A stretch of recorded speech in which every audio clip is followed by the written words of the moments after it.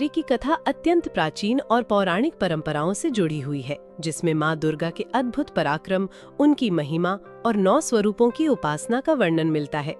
त्रेता युग और द्वापर युग से भी पहले की मान्यताओं के अनुसार, जब महिषासुर नामक असुर ने अपनी कठोर तपस्या द्वारा भगवान ब्रह्मा से असीम शक्ति और वरदान प्राप्त कर समस्त देवताओं पर अत्याचार करना प्रारंभ किया, तब उसकी शक्ति इतनी प्रबल हो गई कि देवता, गंधर्व, यक्ष और ऋषि सभी भयभीत होकर त्राही त्राही करने लगे। देवताओं ने ब्रह्मा, विष्णु और महेश के सम्मुख जाकर अपनी व्यथा कही, और तब तीनों देवताओं की दिव्य शक्तियों के तेज से देवी आदिशक्ति का प्राकट्य हुआ। ये दिव्य स्त्री रूप ही माँ दुर्गा के नाम से विख्यात हुआ, जिनके हाथों में विभिन्न अस्त्र शस्त्र थे।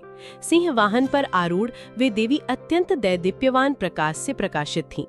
महिषासुर ने जब इस देवी को युद्ध हेतु ललकारा तो नवरात्र तक चला भीषण संग्राम हुआ, और 10वें दिन महिषासुर का वध कर देवी ने धर्म और सत्य की पुनः स्थापना की, जिस दिन को आज विजयादशमी और दुर्गा पूजा के नाम से मनाया जाता है। नवरात्रि में देवी के 9 स्वरूपों की पूजा का विशेष महत्व है, जिनके पीछे गहन पौराणिक कथाएं जुड़ी हुई हैं।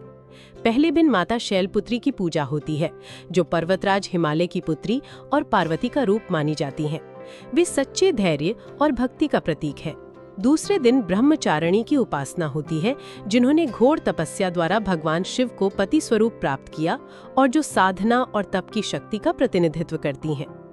तीसरे दिन देवी चंद्रघंटा की आराधना होती है, जिनके माथे पर अर्धचंद्र शोभित है और जिनका रूप शांति और वीरता का अद्भुत संगम माना जाता है। चौथे दिन की देवी कूष्मांडा है, जिनकी शक्ति से ही ये ब्रह्मांडीय सृष्टि उत्पन्न हुई और वे जीवन ऊर्जा का स्रोत कही जाती हैं। 5वें दिन स्कंद माता की पूजा होती है, जो कार्तिकेय की जननी है और मातृत्व तथा करुणा का प्रतीक है। 6ठे दिन की देवी कात्यायनी है, जिन्हें रूप और शक्ति की देवी माना जाता है और जिन्होंने महिषासुर के वध में मुख्य योगदान दिया।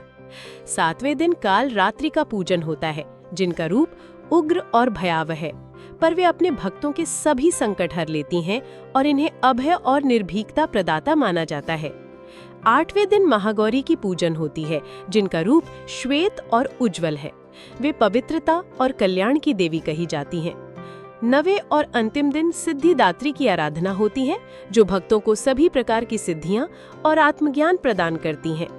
इस प्रकार नवरात्रि के 9 दिनों तक देवी के 9 स्वरूपों की पूजा करके भक्त अपने भीतर ऊर्जा, शांति, श्रद्धा और आत्मबल का संचार करते हैं। और ये कथा हमें सिखाती है कि सत्य और धर्म की सदैव विजय होती है, चाहे असत्य और अधर्म कितना भी प्रबल क्यों ना हो।